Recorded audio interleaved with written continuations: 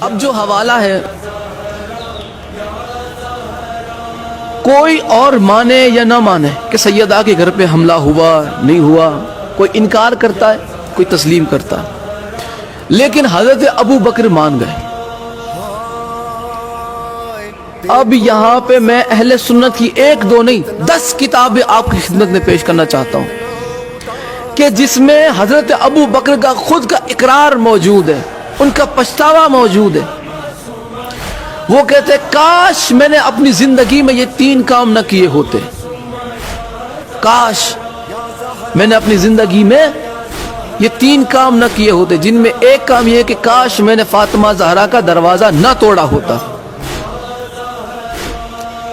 10 کتابیں اہل سنت کی، کاش میں نے فاطمہ زہرا کا دروازہ نہ توڑا ہوتا، کاش، لیکن انہوں نے توڑا۔ یہ افسوس کر رہے ہیں اس پر۔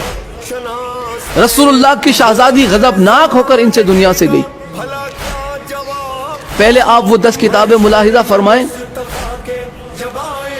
پہلی کتاب ہے تاریخ تبریز، جلد 2 صفحہ نمبر 205۔ دوسری کتاب ہے مروج الذہب، جلد 2 صفحہ نمبر 236۔ تیسری کتاب ہے میزان الاعتدال، جلد 3 صفحہ نمبر 109۔ چوتھی کتاب کنز العمال، جلد 5 صفحہ نمبر 632۔ پانچویں کتاب تاریخ مدینہ تو دمشق، جلد 30 صفحہ نمبر 418۔ چھٹی کتاب معجم الکبیر، جلد 1 صفحہ نمبر 62۔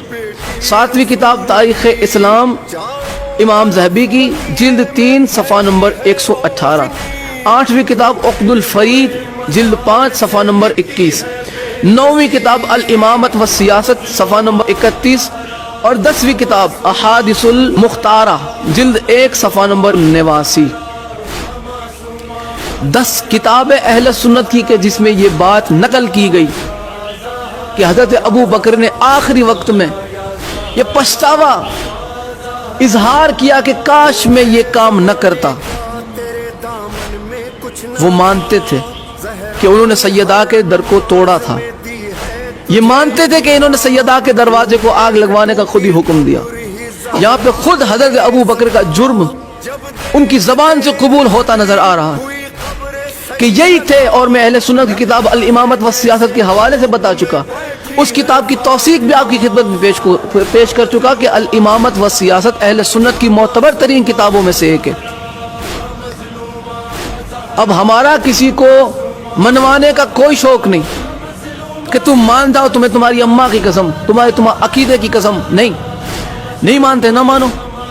تم کون سی ہماری قبر میں آؤ گے یا ہم کون سی تمہاری قبر میں آنے والے؟ ہماری قبر میں بھی اہل بیت آنے والے ہیں، آپ کی قبر میں بھی اہل بیت آنے والے۔ آپ وہ اعمال جمع کیجئے کہ جس کے عوض آپ اہل بیت کی بارگاہ میں منہ دکھا سکے۔ ہم وہ کر رہے ہیں کہ جس کی وجہ سے ہم اہل بیت کی بارگاہ میں منہ دکھا پائیں۔ اہل بیت کا حق جھٹلا کے تم بارگاہ رسول خدا میں کھڑے رہ پاؤ گے؟ کس منہ سے کھڑے رہو گے رسول اللہ کی بارگاہ میں؟ کیا منہ دکھاؤ گے؟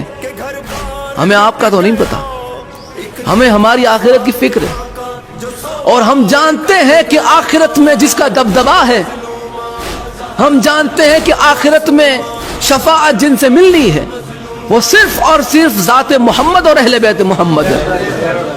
صحابہ کو بھی اگر نجات چاہیے تو آل محمد کے در پہ ہاتھ پھیلانا پڑے گا، امتی کو بھی نجات چاہیے تو اہل بیت کے در پہ ہاتھ پھیلانا پڑے گا۔ اہل بیت کی حقانیت کو جھٹلا کے تم کون سے امتی رہ جاتے ہو؟ پھر تم میں اور یزید میں فرق کیا رہ جاتا ہے؟ تم میں اور ابو سفیان کے کردار میں فرق رہ کیا جاتا ہے؟ کیسے ہو تم مسلمان؟ سرکار عمران کو کافر کہہ کے ایسے سینہ چوڑا کر کے چلتے ہو۔ تم میں اور معاویہ میں فرق کیا ہے؟ تم میں اور ابو سفیان میں فرق کیا ہے؟ تمہارے اسلام سے اسلام کو فائدہ کیا ہوا؟ تمہارے مسلمان ہونے سے اسلام کو فائدہ کیا ہوا جبکہ تم سرکار عمران کو کافر مانتے ہو؟ کون سا فائدہ پہنچاتے ہو تم اسلام کو؟ ایسے مسلمانوں سے اسلام کے کھلم کھلے دشمن اچھے ہیں۔ یہ آستین کے سانپ ہے۔ جس طرح اس زمانے میں اس دور میں آستین کے سانپ ہے، ویسے ہی اس دور میں بھی آستین کے سانپ تھے۔ کہ جنہیں آج بھی مسلمان سانپ ماننے سے انکار کرتا ہے.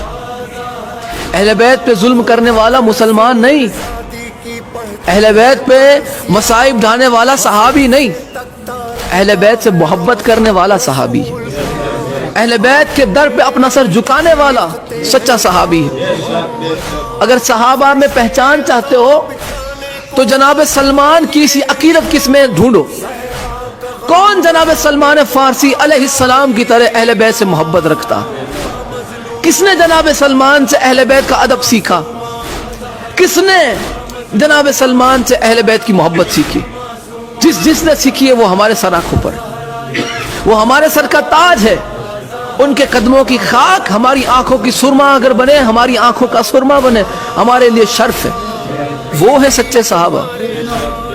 آپ انہیں صحابہ ہمیں منوانے پہ تلے ہوئے ہیں کہ جن سے رسول اللہ کی شہزادی غضبناک ہو کر دنیا سے گئی. ہم سے نہ مانا جائے گا. اب آخری حوالہ اور آج کی گفتگو تمام سیدہ سلام اللہ علیہا کی شہادت میں آپ کی خدمت میں پیش کر چکا کہ سیدہ سلام اللہ علیہا پر جو ہے ظلم ہوئے.